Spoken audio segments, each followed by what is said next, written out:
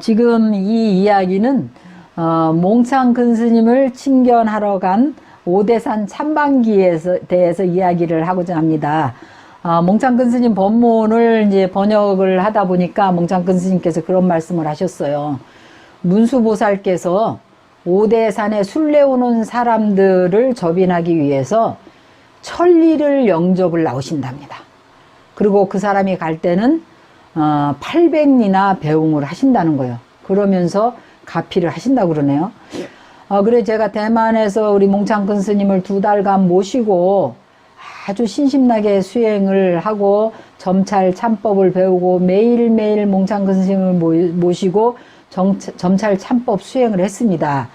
그래서 그랬는지 제가 아주 치명적인 업장이나 이런 부분들 특히 제가 몸이 안 좋았어요. 그래서 사람들이 말하기를 저보고 30살을 못 넘길 거라는 이야기를 많이 했었는데 그랬는데 그 건강이 좋아졌고 지금 뭐 제가 이 나이에 60대 거의 중반이 다 됐는데도 뭐 다른 사람보다 3배 이상의 일을 하고 여러 가지 일을 하면서도 요새는 또 유튜브에 신심이 나가지고 거의 뭐 다른 사람들이 유튜브 일주일에 2번만 올리면 된다라고 권유도 하고 그러는데 저는 여러분들이 신심 내면 하루에 한 번씩 안 올려주면은 제가 잠이 안 올 것 같아요. 그래서 요새 하루에 한 번씩 이렇게 올리는데 그렇게 하면서도 이렇게 건강을 잘 유지하고 있습니다. 그게 옛날에 몸이 굉장히 약했었고 명이 짧을 거란 얘기도 많이 들었는데 그 점찰 참법으로 보니까 제가 전생에 살생이 업이 두텁다고 나오더라고요. 그래서 그 부분을 집중적으로 수행을 해서 이 건강한 몸을 얻었고 수명이 길어졌습니다. 그리고 또 한 가지는 제가 뭔 얘기를 하면 어려서부터 너무 말을 잘하고 이러니까 사람들이 아주 이렇게 말이 들어도 왜 기분 나쁜 거 있잖아요. 저 사람이 너무 말을 뻔질하게 잘하고 누구하고 얘기를 해도 진 적이 없어요. 말을 해가지고. 그러니까 너무 기분이 나쁘니까 말로는 못 이기니까 사람들이 나하고 말하면 너는 말로는 못 이겨 막 이러면서 기분 나빠하는 거예요. 그래가지고는 뒤에서 비방을 많이 합니다. 그리고 모함을 많이 당하고 이랬어요. 그래가지고 제가 강원에 다닐 때도 우리 스님들이 나를 별명을 져주길 식용유라는 거예요. 식용유.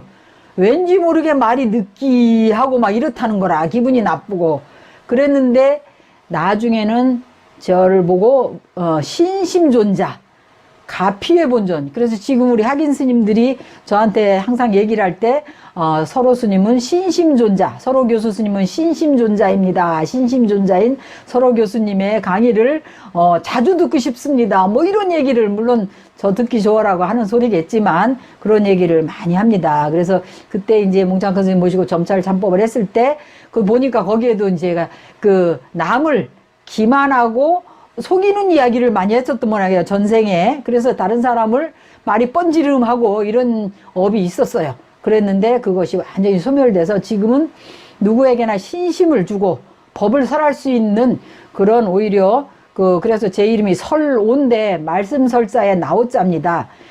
두 글자에 입이 3개나 있어요. 그래서 동학사 학장 스님은 또 어떤 얘기하시기를 저보고 입이 7개라는 거예요. 5호자에다 입구자가 있어. 그러니까 입이 5개다. 말씀설자 입이 2개고 입이 7개나 돼서 제가 이제 외국어로 5개국어도 더 하기도 하고 한국말까지 합하면 6개국 하는 거예요. 그리고 또 번역도 하고 통역도 하면 사람들이 굉장히 신심을 내는 이유가 거기에 있지 않나. 뭐 이건 사설인데 그래서 몽창 큰 스님 모시고 그렇게 수행을 했고 나중에 이제 한국에 와가지고 복령사에 있으면서 큰 스님을 이제 거의 큰 스님은 이제 중국에만 계시니까 이제 중국에 계시고 그동안 대만도 몇 번 왔다 갔다 하셨어요. 왜냐면 워낙 대만 불자들이 신심을 내고 이래가지고 몇 번 왔다 가셨다는 이야기를 듣기는 했는데 저는 이제 한국의 새로운 생활에 적응하느라고 또 나중엔 또 인도도 가고 인도에 가서 7년 반 티벳 밀교 배우고 하느라고 잊어버리고 있었습니다. 잊어버리고 있었는데 어느 날 상해에 있는 그 중국 불자가 연락이 왔어요. 스님 지금 우리 오대산에 가서 몽창 큰 스님을 친견하고 왔는데 몽창 큰 스님도 아시지요? 너무너무 신심이 난다는 거예요. 그러니까 스님 언제 오대산에 안 오실 거냐고 한번 가시자고 이러는 거예요. 그래서 저도 갑자기 몽창 큰 스님 얘기를 들으니까 너무 가슴이 뛰고 너무 반가운 생각이 들어가지고 두 생각 안 하고 그때 한 9월 말쯤 됐을 거예요. 그래갖고 이제 무조건 상해로 이제 해서 북경으로 이렇게 갔습니다. 그 오대산이 북경에서 산서성을 지나가지고 태원이라는 데를 지나서 이제 오대산으로 가는 건데, 그래갖고 중국 불자들하고 만나서 중국 오대산을 갔어요. 가가지고 그 보수사라고, 거기 보수사라는 비구니 사원이 그때만 해도 이제 공산당들이 지배를 하고 있을 때니까 굉장히 열악했습니다. 근데 거기 주지 스님이 고등학교 선생님을 하다 출가한 스님이에요. 그러니까 여기 이제 그 몽창 스님 법문에 나오는 루레 바스 그러잖아요. 여섯 스님이라는 그 주지 스님인데 저보다 한 살인가 더 많으시더라고요. 근데 고등학교를 졸업하고 스님이 되셔가지고 그 도반 스님들하고 세 명이 거기 오대산에 와서 절을 시작한 거예요. 세 분이 절을 시작해가지고 있다가 몽창 큰 스님이 이제 오대산 오시니까 몽창 큰 스님을 모시고 선지식을 모시고 우리가 수행을 하겠다 해서 몽창 큰 스님을 옆에다 이제 그 정각을 하나 지어드리고 모셨습니다. 그래가지고 그 비구니들이 1000명이나 모인 거예요. 큰 스님이 계시니까 순식간에 비구니들이 1000명이 됐어요. 그래서 제가 이제 그때 몽창 큰 스님을 처음으로 친견하러 보수사로 가니까 큰 스님께서 너무 반가워하시는 거예요. 우리가 거의 18년을 안 봤는데 네가 여기까지 나를 찾아왔구나 하면서 그래 그야말로 맨발로 나오다시피 하시고 반가워하시고 이러니까 또 보수사 스님 주지 스님도 큰 스님께서 저를 그렇게 반가워하시니까 저를 뭐 식사 대접을 해가지고 보수사에서 그때 한 4박 5일인가 보수사에서 있게 해줬습니다. 그래서 보수사 대중들하고 그 대중 이제 방에서 이렇게 따로 요사체를 하나 줘서 거기서 있게 있었습니다. 있는데 첫날 밤 꿈에 몽창 큰 스님께서 생생하게 제 방에 들어오셔가지고 너무나 반가워하시고 이뻐하시는 거예요. 그래서 제가 순간적으로 여기 오대산인데 문수보살께서 현존에 계신다는 오대산 아닌가. 왜냐면 중국 오대산은 문수보살 성지이고 또 화엄경 그 32품에 보살 주처품이라는 제보살 주처품이라는 품이 있습니다. 거기에 보면 동북방에 청량산이 있다. 그래 청량산이 바로 오대산을 말하는 겁니다. 그때 9월 말에 갔는데도 얼마나 춥던지 새벽에 뭐 일출을 보러 가라고 그래서 가는데 그야말로 그냥 포대기 있잖아요. 두꺼운 포대기를 뒤집어 쓰고 갔는데도 그렇게 춥더라고.